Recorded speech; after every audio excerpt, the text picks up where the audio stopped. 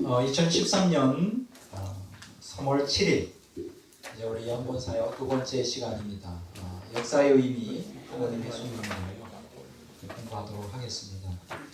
우리가 지난 시간에는 하나님의 소명에 대한 아주 개괄적이고 아주 중요한 기초를 다졌다면 이제 오늘 지금부터 강의하는 이 내용은 그 핵심이 되겠습니다.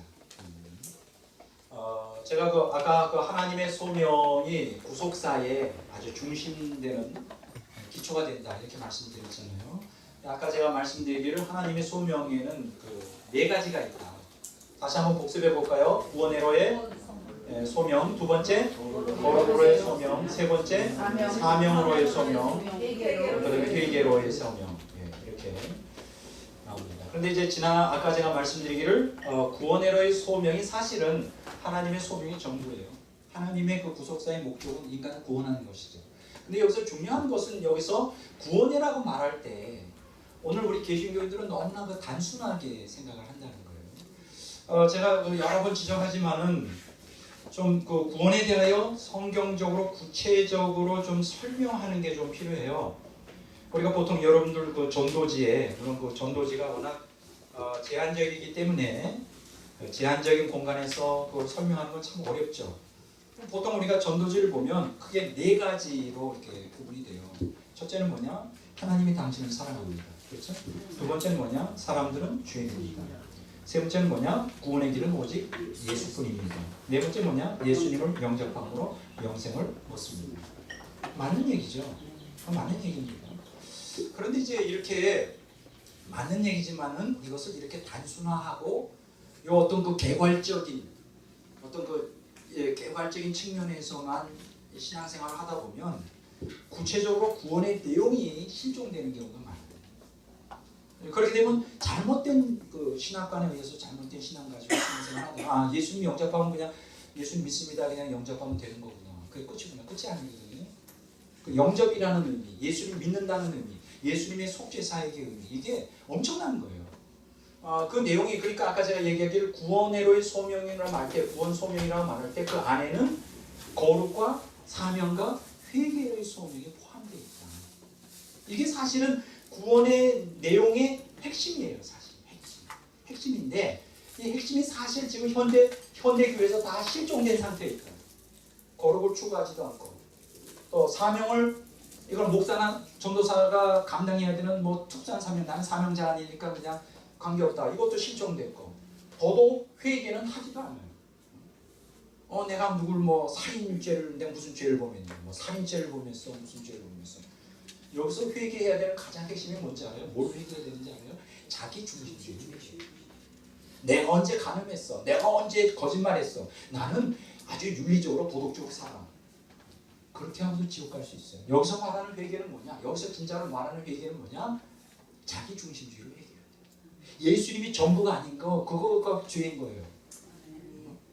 예수님이 전부가 아니고 예수님을 그냥 믿음의 대상으로만 살고 내가 전부고 내 욕망이 전부고 그게 탐욕인데 그게 아까 우상숭배라고 그랬잖아요. 지옥 가는 거예요. 오늘 지금부터 이제 하는 강의에 대하여 아마 여러분들 어떤 분들은 충돌할 거예요. 그동안 수십 년 동안 믿어왔던 신앙의 틀하고 전혀 다를 수 있고요. 다른 건 아니에요. 자세히 들어보면 그 내용이 다 같은 내용인데 이제 기존에 여러분들이 가르치고 배워왔던 그 내용이 조금 다를 수도 있어요. 그럼 거부가 일어날 수 있어요. 백 목사가 잘못 가르치는군요. 그렇게 저를 판단하기 전에 제가 여러분들에게 권해드리고 싶은 것은 뭐냐? 1차적으로 여러분들이 성령의 도움을 받으면 백 목사가 가르치는 게 성령을 통하여 가르치는 것인지 정말 인간의 철학에서 나온 건지를 분별할 수 있는 영적 분별력이 좀 필요하고요. 두 번째로는 여러분들이 정말 진리를 갈망하는 마음이 있어야 돼요. 요한복음 3장에 보면 그 진리를 사랑하는 사람은 빛으로 온다 그랬어요. 거기 요한복음 3장에 예수님 믿으라고 예수 믿는 사람은 영생하고 믿지 않는 멸망한다고 하면서 거기에 토를 달기를 진리를 사랑하는 사람은 빛으로 온다. 그 얘기는 뭘까요? 여러분들이 진정으로 진리를 사랑한다면 제가 가르치는 이 말씀이 그 원래 의도가 뭔지를 깨달을 수가 있다는 얘기예요. 그래서 오늘 이 시간에 정말 이러한 중차대한 정말 중요한 가르침이거든요. 오늘 지금 강의가 굉장히 중요한 거예요. 알고 보면 간단한 것 같은데 이 간단한 이 원리를 오늘 대다수의 기독교인들이 모르고 있어요. 그런데 굉장히 여러분들이 오늘 이 강의를 통하여 깨달을 수 있도록 기도를 하시고요. 두 번째로 제가 권해드리고 싶은 것은 오늘은 이제 이 두 번째 시간에 질문을 전혀 안 받습니다. 뭐 막 반발이라 하면 질문도 할 수 있어요. 그런데 안 받는 이유가 뭐냐? 질문에 대해서 이미 제가 거기에 대한 답변을 강의에 다 했어요. 그래서 여러분들에게 권해드리고 싶은 것은 연구원에서 이제 DVD로 CD로 나눴잖아요. 율법과 은혜라고 하는 주제로. 그 율법과 은혜라고 하는 주제로 강의를 61강의가 있어요. 그거를 꼭 구입하시든지 어떻게 얻어서 그거를 다 듣고서 질문하시면 됩니다. 예, 그러니까 질문을 제가 안 받는 거는 제가 자신 없어서 안 받는 게 아니라 그 질문에 대해서 답하려면 몇 날 며칠을 몇 달을 해야 돼요. 그렇게 안 되니까 율법과 은혜라고 하는데 다 제가 하고 싶은 얘기가 다 있으니까 사실 그 내용 안에 오늘 강의에 대다수가 거기 다 들어가 있어요. 근데 오늘 제가 아까 첫 시간에 말씀드리기를 뭐에 초점을 맞춘다고 했느냐, 거룩에 대해서는 제가 율법과 은혜에서 수없이 얘기를 했기 때문에 뭐 이건 그냥 넘어가도 돼요. 왜냐하면 그리고 회개에 대해서도 수없이 얘기를 많이 했어요. 율법과 은혜에 대해서. 근데 그 율법과 은혜에서 제가 안 다룬 부분이 어떤 것이냐, 사명이기 때문에. 제가 아까 첫 시간에 얘기하기를 이 사명의 부분이 요번에 제가 수십 년 만에 제가 정립이 됐습니다. 수십 년 동안 이게 뭘까? 이게 뭘까? 이 달란트 비유가 무엇일까? 마태복음 25장에 달란트 비유가 도대체 무엇일까? 이게 잡힐 듯 하면서 안 잡혔었는데 요번에 아주 뚜렷하게 이게 정리가 됐어요. 그래서 이제 그동안 거룩과 회개 그리고 이 사명이 이렇게 추가됨으로 이제 완전하게 구원의 소명에 대한 것이 이제 완전히 신학적으로 정립이 됐어요. 저한테는 굉장히 중요한 것이죠. 아주 균형을 성경 전체에 대한 균형을 딱 잡을 수 있는 아주 결정적인 이 말씀이 이제 정립이 됐기 때문에 오늘 이제 사실은 주된 부분이 이쪽입니다. 사명에 대한 사명에라의 소명. 이게 어떻게 구원과 연결되느냐? 이거는 이제 여러분들이 천천히 들어보시면 다 이해가 되는 얘기예요. 그러니까 오늘은 질문 받지 않고 궁금한 사항이 있으면 율법과 은혜라는 책을 그 CD를 구입해서 읽어보시도록 하고 이제 본 강의로 들어가도록 이렇게 하겠습니다. 가장 중요한 것은 구원을 중심으로 구원 안에 거룩과 사명과 회개가 같이 있다는 거예요. 분리될 수가 없는 거예요. 이것이 성경의 가르침이라는 것을 말씀드리고, 먼저 이제 우리가 가장 이 거룩과 사명과 회개의 가장 기본적인 가장 중요한 빅 타이틀이 되는 그 구원으로의 소명에 대해서 다뤄보겠습니다. 우리가 보통 여러분들과 제가 상식적으로 알고 또 정통 신학에서 가르치는 건 뭡니까? 구원받으려면 어떻게 해야 돼요? 하나님의 편에서는 은혜가 있어야 되죠. 제가 그거 부인하는 사람은 아닙니다. 오직 은혜요. 솔라 피데, 솔라 그라치아. 네? 오직 은혜.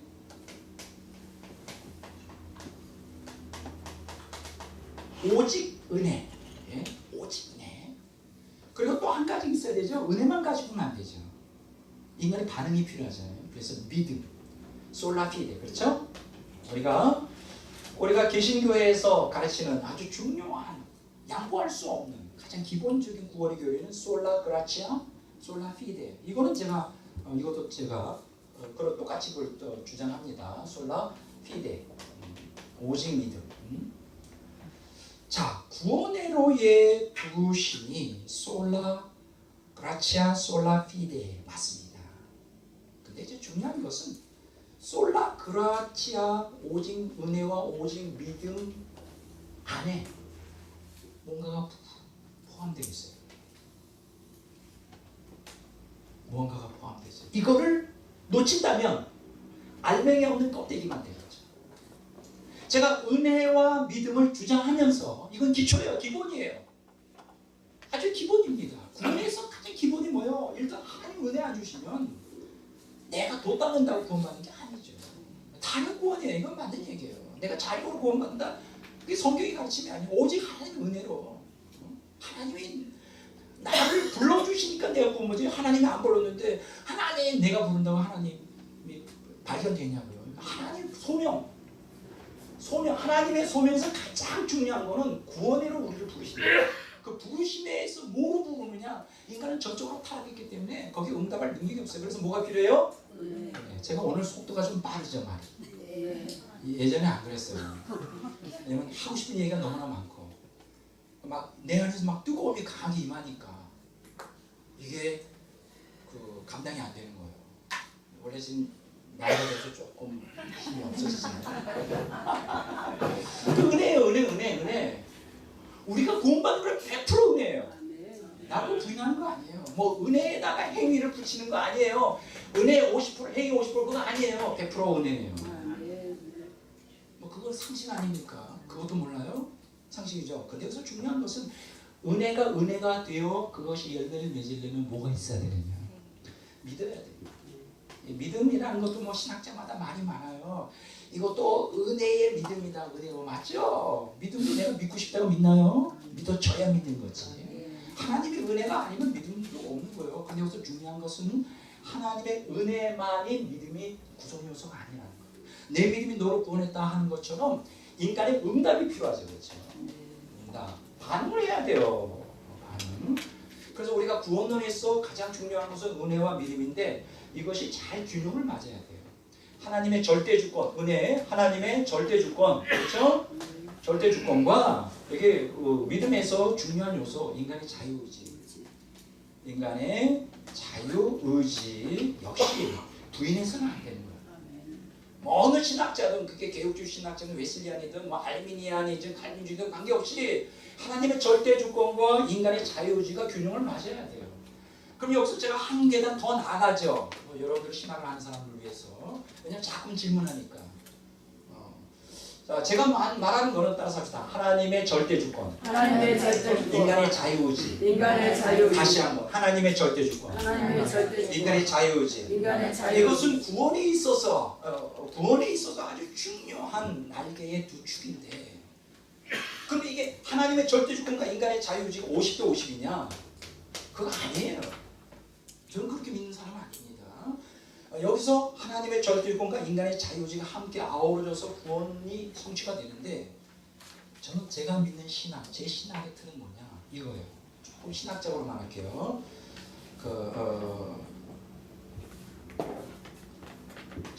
시너기즘 좀 어려운 사람은 어려울 수 있어요. In the framework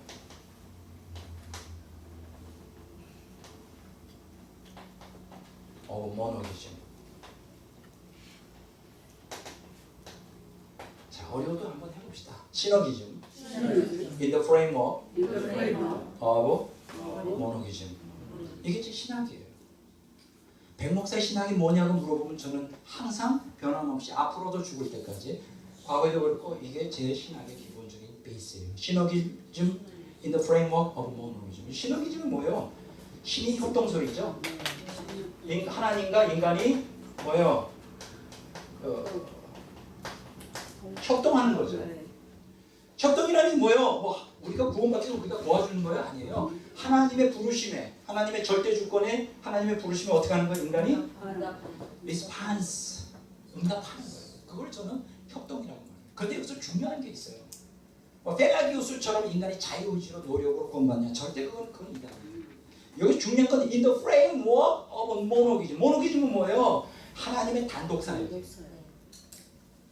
하나님의 단독 사역이라는 게 뭐냐? 하나님이 주권, 이니셔티브, 주권을 가지고 하나님의 은혜를 베풀어 주시고 모든 구속사의 시작과 진행과 과정, 결과를 다 하나님이 주관하시요. 이게 하나님의 절대 주권이에요. 구원에 있어서 하나님의 소명에 있어서 모든 것을 하나님이 다 주관하셔요. 총괄하셔요. 이걸 모노기즘이라고 해요. 하나님의 단독 사역 안에서 그 구도 안에서 그 틀 안에서의 인간과 하나님의 시너기즘, 협동이에요. 이것이 신학입니다. 근데 저는 이 시너기즘 in the framework of monogism 이것이 성경적이라고 합니다. 이게 성경적이에요. 이거 오해지가 없길 바라요. 뭐 제가 백 목사가 뭐 신학이 좀 부족한가? 절대 그렇지 않습니다. 뭐 부족하죠, 부족하기는. 제가 몰라서 이런 얘기하는 게 아니라는 거. 시너기즘 in the framework of monogism 이게 제 신학이에요. 근데 이게 성경적이에요. 하나님이 모든 것을 다 주관하시고 여기서 조심해야 될 것은 왜 시너기즘이 필요하냐? 이게 왜냐하면 하나님의 절대 주권은 하나님의 독재가 아니에요. 절대로 인간 구속에서 인간이 응답하지 않으면 인간 구원받을 수 없습니다. 그러니까 인간 구원에 있어서 은혜 절대적이고 하나님의 절대 주권 절대적이지만 그렇다고 해서 믿음 없이 은혜로만, 그렇다고 해서 인간의 자유의지에 응답 없이 은혜로 하나님의 절대 주권을 구원받느냐? 그건 아니에요. 그러니까 이 측면에서는 하나님의 은혜와 절대 주권은 절대적이고 결정적이지만 구원에 있어서 실제적인 효력을 내는 것은 인간의 의지에 의한 응답이 결정적이다. 그런 측면에서 인간의 자유의지가 중요하다. 이렇게 이 정도만 여러분 하면 되겠고요. 이 짧은 시간에 뭐 하나님의 절대 주권과 인간의 자유의지에 대해서 얘기하려면 한 학기를 해야 돼요. 공부. 2000년 역사하신 나를 다 공부해야 되는데 그럼 언젠가 때가 있겠죠. 자, 지금 이제 중요한 얘기를 좀 하려고 합니다. 뭐냐 하면 하나님의 은혜와 믿음이에요. 그렇죠? 이게 이제 기본적으로 신구약 성경 전체가 동일한 얘기를 했어요. 우리가 구원은 뭐라고요? 하나님의 은혜와 믿음으로 구원받아요. 그게 신약에만의 가르침이 아니라 구약의 가르침도 동일해요.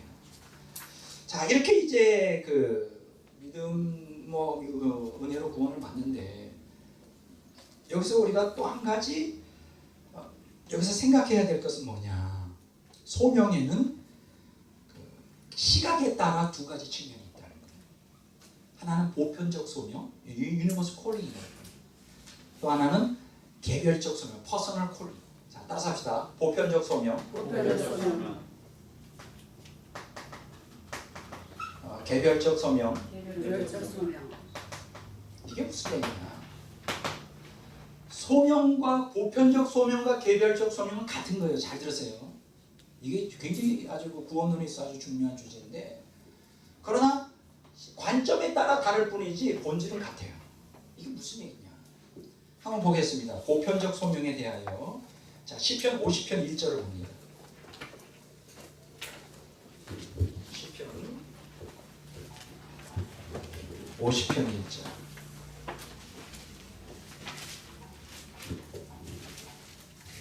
찾으셨죠? 다 같이 읽겠습니다. 시편 50편 1절. 전능하신 이 여호와께서 말씀하사 해 돋는 데서부터 지는 데까지 세상을 부르셨도다. 자, 여기 보면 부르셨도다 이 소명이죠. 콜링. 그런데 부르심의 대상이 누굽니까? 해 돋는 데서 지는 데까지. 그러니까 전 세상이에요. 유대인만이 아니라 전 세상을 하나님이 부르셔요. 그러면 아까 제가 얘기했죠. 왜 하나님이 부르실까요? 인간을 부르는 건 하나밖에 없어요. 인간을 구원하기, 구속사적인 측면에서 부르십니다. 근데 여기 보면 온 세상을 부르는 거예요. 그러니까 다른 말로 이걸 번역하면 왜 온 세상을 부를까요? 구원하며 부르는 거예요. 그래서 하나님의 구원의 소명은 무슨 소명이다? 유니버설 콜링, 보편적 소명이에요. 모든 사람을 다 부르고 계셔요. 이게 성경적인 관점이에요. 자, 한번 보겠습니다. 디모데전서 2장 4절을 보면 하나님의 인간을 향한 마음을 볼 수가 있죠. 디모데전서 2장 4절.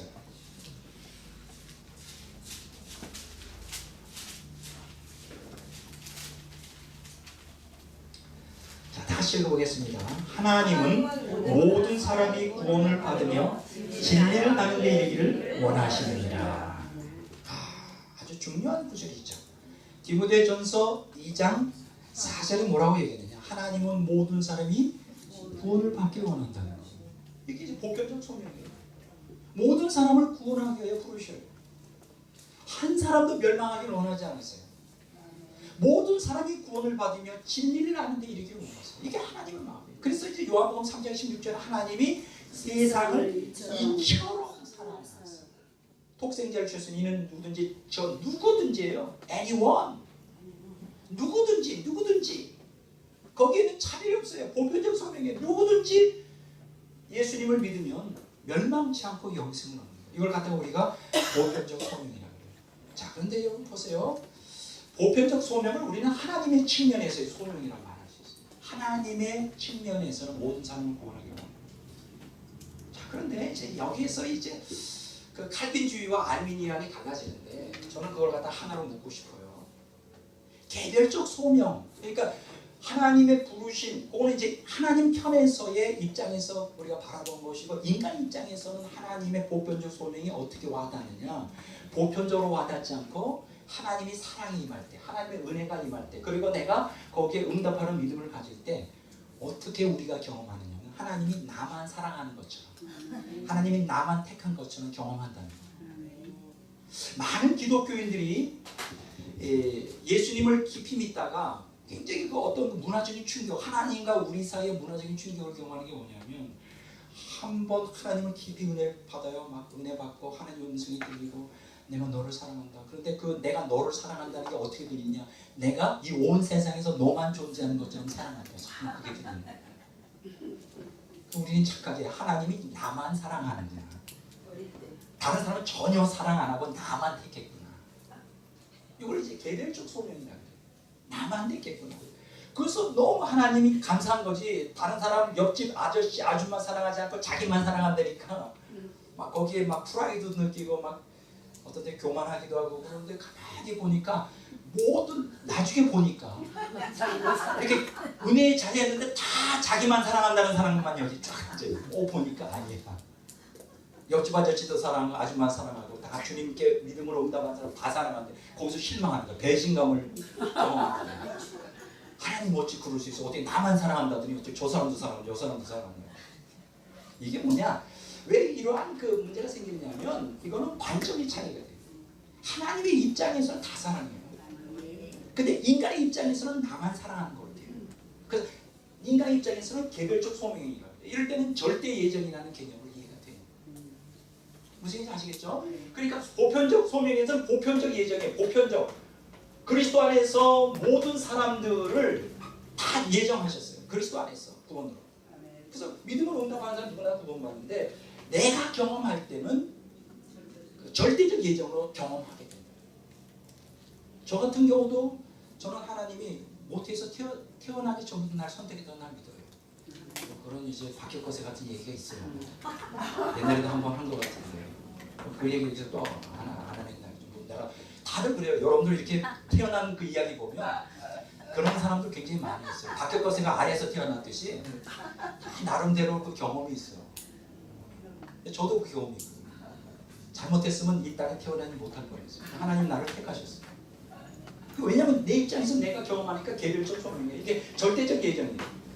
저는 그래서 이런 측면에서 절대적 예정을 믿어요. 절대적으로 나는 태어나기 전부터. 근데 성경에 보면 그 얘기하고 있죠. 한번 읽어볼까요?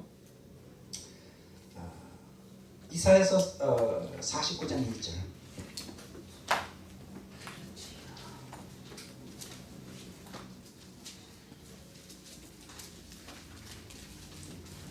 자, 다 같이 읽어보겠습니다. 이사야서 49장 1절. 같이 했습니다. 섬들아 내가 들으라, 먼 곳 백성들아 귀를 기울이라. 여호와께서 태로부터 나를 부르셨고 내 어머니의 복중에서도 내 이름을 기억하셨어요. 이게 개별적 소명이죠. 절대 예정이에요. 태중에서 나는 선택받은 줄.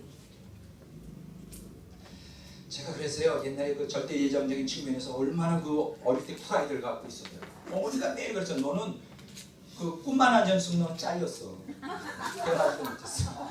뭐 그런 스토리가 있었어요. 그래서 나는 뭔가 대단한 인물이 되나 보다 하다가 크게 실망했죠. 아무것도 안 돼가지고 40대 때까지 아무것도 안 돼가지고 개꿀이다 개꿀이다. 특별한 뭐.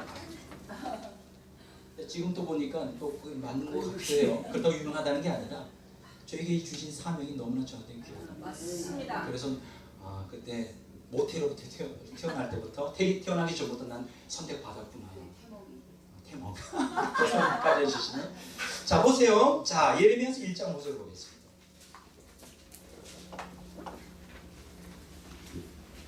예레미야서 1장 5절. 내가 다시 찾으셨어요. 내가 너를 모태에 짓기 전에 너를 알았고 내가 배에서 나오기 전에 너를 선별하였고 너를 여러 나라의 선지자로 세우노라 하시고.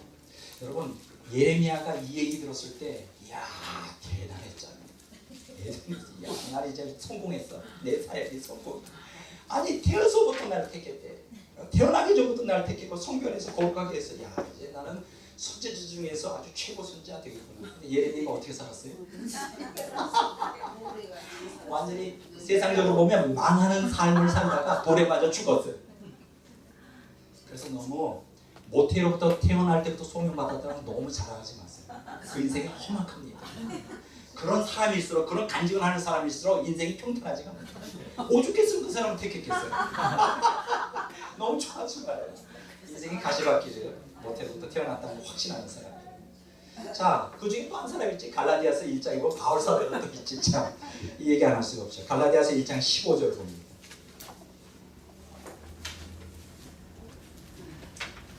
갈라디아서 1장 15절. 자, 다 같이 읽어보겠습니다. 갈라디아서 1장 15절. 그러나 내 어머니의 태로부터 나를 택정하시고 나 그의 은혜로 나를 부르시니까. 여기 16절 읽어볼까요? 그의 아들을 이방에 전하기 위하여 그를 내 속에 나타나기를 기뻐하셨을 때 내가 곧 혈육과 의논하지 아니하고. 그러니까 이 바울 사도는 모태로부터 택정받고 그 은혜로 소명을 받은 거예요. 그러면 소명의 내용이 뭘까? 이방 사람에게 복음을 전하는. 다른 말로 말하면 바울의 사명이죠. 이따가 어떻게 될지 모르지만 나중에 제가 설명하려고 하는 사명. 이 소명이라는 것은 사명이로의 소명. 여기서 바울이 강조하는 것은 왜 바울을 택정하고 소명하느냐? 사명애로의 소명을 위해서. 근데 바울 사도의 삶이 어땠어요? 험난한 삶이었죠. 험악한 삶. 그래서 너무 그 모태에서 택정받았다는 건 너무 강조하다가 하나님께 호되게 당합니다. 자, 그래서 우리가 뭐 여기서 보편적 예정이냐 절대적 예정이냐 여기서 저는 신앙 논쟁을 할 필요가 없다고 생각해요. 관점에 따라 하나님의 입장에서 보면 보편적 예정, 소명이고 우리 인간의 입장, 내 입장에서 보면 개별적 소명, 절대적 예정이 맞다. 둘 다 수용하면 되는 거예요. 그래가지고 싸울 필요가 없어요. 중요한 거는 이게 아니라 구원의 내용이 뭐냐가 중요해요. 지금 아까 얘기했죠? 구원의 내용이 뭐라고요? 고르게로의 소명과 무슨 소명? 사명애로의 소명. 근데 왜 회개로의 소명이 있죠? 회개로의 소명은 구원의 내용이 거룩과 사명애로의 소명인데 요것을 우리가 제대로 우리 타락한 본성 때문에 제대로 안 될 때가 많아요. 그래서 회개해야 됩니다. 끊임없이 돌이켜 세상으로부터 내 사람의 욕망으로부터 고르게로의 소명, 사명애로의 소명을 회복하는 삶. 그게 신앙생활이에요. 그게 구원을 이루는 삶이에요. 이해가 되시죠? 그러니까 여기서 회개로의 소명은 거룩과 사명으로 복귀시키는. 왜냐하면 우리의 구원이 정체된 게 아니라 끊임없이 변화하고 끊임없이 상태 개념이란 말이죠.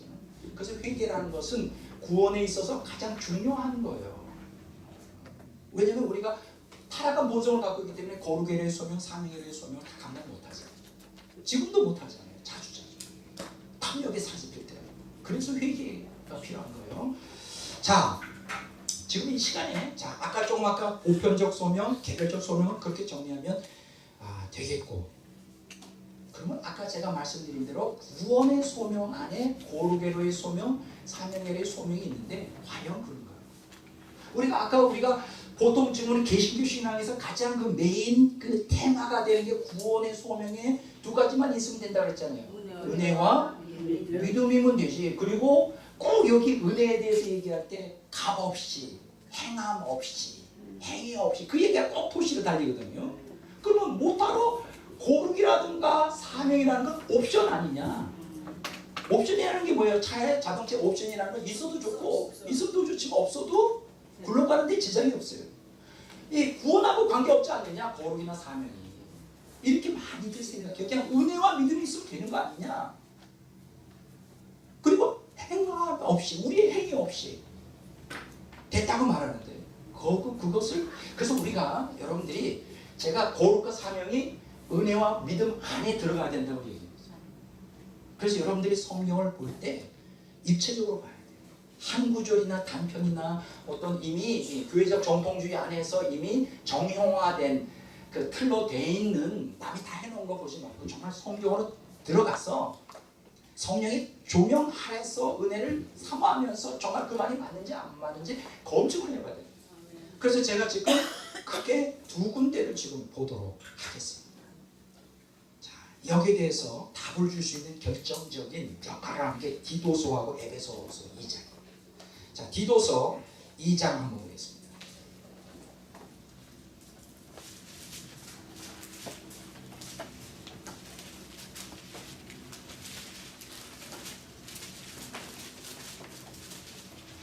자, 디도서 3장부터 보겠습니다.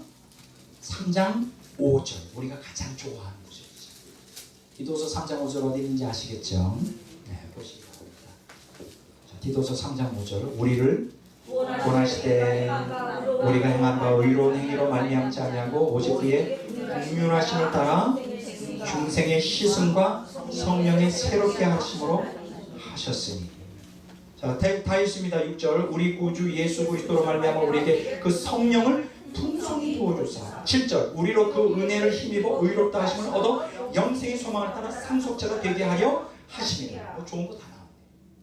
이 앞에 4절을 안 읽었네요. 우리 구주 하나님의 자비와 사랑하심을 나타냅니다. 그러니까 요 구절만 본다면 디도서 3장 4절, 5절, 6절, 7절만 본다면 우리가 말하는 대로 은혜로 믿음으로 행위 없이, 그렇죠? 우리가 행한 의로운 행위로 말미암지 않고 하나님의 자비, 그렇죠? 사랑, 긍휼, 그것으로 중생을 시켜서 그 씻음, 성령이 새롭게 하심이, 중생의 씻음과 성령이 새롭게 하심이 이제 우리가 말하는 초기적 성화, 이니셜 생티피케이션, 초기적 성화라 그러는데, 이거는 내가 뭐 거룩을 추구하지 않아도 사명 감당하지 않아도 성령께서 임하시니까, 은혜로 믿음으로 임하시니까 중생의 씻음과 성령이 새롭게 하심 받고, 구주 예수 그리스도로 말미암아 성령을 풍성히 부어주고 성령 받고 은혜로, 그 다음에 여기 7절에 보면 그 은혜로 힘입어 의롭다 하심을 받고 그 영생의 소망을 갖고 그 다음에 한나라의 상속자가 될 총권다.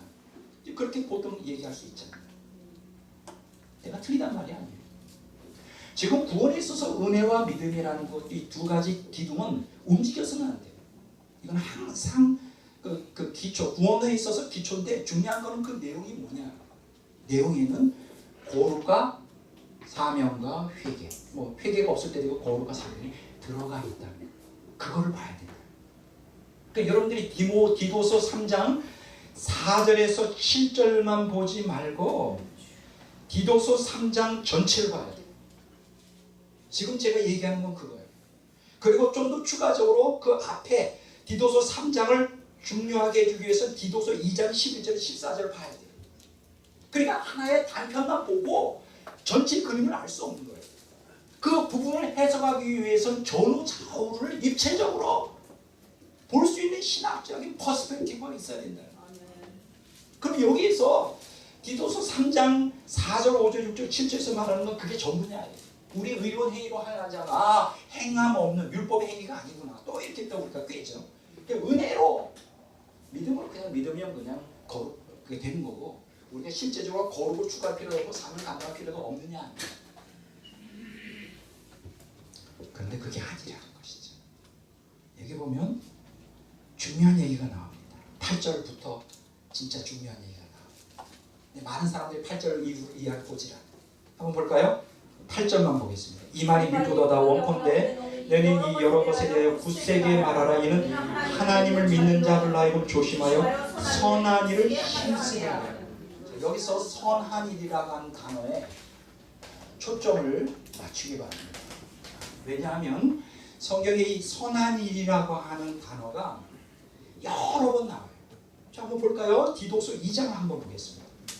디도서 2장 11절부터 12절, 13절, 14절까지 보겠습니다. 이 11절에서 14절까지는 디도서 3장 아까 4절부터 7절까지의 내용을 보충해 주는 내용입니다. 자, 한번 보겠습니다. 디도서 2장 몇 절이요? 11절부터 14절까지 다 같이 읽겠습니다. 모든 사람에게 구원을 주시는 하나님의 은혜가 나타나 우리를 양육하시되 경건치 않은 것과 이 세상 정욕을 다 버리고 신중함과 의로움과 경건함으로 이 세상을 살고 복스러운 소망과 우리의 크신 하나님 구주 예수 그리스도의 영광이 나타나심을 기다리게 하셨으니 그가 우리를 대신하여 자신을 주시면 모든 불법에서 우리를 속량하시고 우리를 깨끗하게 하사 선한 일을 열심히 하는 자기 백성이 되게 하셨습니다. 여기에 놀라운 게 나와요. 무슨 얘기가 나오는지 알아요? 아까 그 디도서 3장 4절에서 7절까지는 은혜와 믿음, 특히 은혜가 강조가 되고 있죠. 우리가 행하는 선한 행위로 구원받는 게 있어요. 그렇게 여기서 깨닫는 것은 은혜지 우리가 뭐 선한 행실, 뭐 행위, 율법의 행위 아니구나. 의로운 행위로 된 게 아니다. 거기서 끝나면 안 된다니까요. 여기 보면 디도서 2장 11절부터 14절에 보면 은혜와 믿음이라고 하는 기본 축에다가 그 내용이 들어가 있어요. 뭔지 알아요? 거룩과 사명이 들어가 있어요. 그걸 발견하시겠죠. 그러니까 오늘 거룩과 사명을 제거하고 이거는 옵션이다. 이거는 해도 되고 안 해도 되고 이거는 뭐 특별히 사명자, 특별히 뭐 정말 천국에서 크게 상급 받을 사람만 수도사들만 거룩하게 사는 거고 우리 평범한 사람은 그냥 그렇게 사는 거야. 이건 거짓말이에요. 사명? 이거는 목사나 전도사 또 선교사나 사명인가지 나는 평신도야 무슨 사명자. 이건 거짓말. 옵션이 아니에요. 구원 안에 은혜와 믿음 안에 뭐가 포함되어 있다? 거룩과 사명이 같이 포함되어 있어요. 진짜인지 가짜인지 한번 보겠습니다. 여기 보세요. 디도서 2장 11절에 보면 구원을 주시는 하나님의 은혜가 임했다고 그러잖아요. 그러면서 12절에 뭐라고 나와요? 경건하지 않은 것과 구원의 은혜가 임한 사람에게 반드시 반응해야 되는 게 있어요. 이게 뭐냐?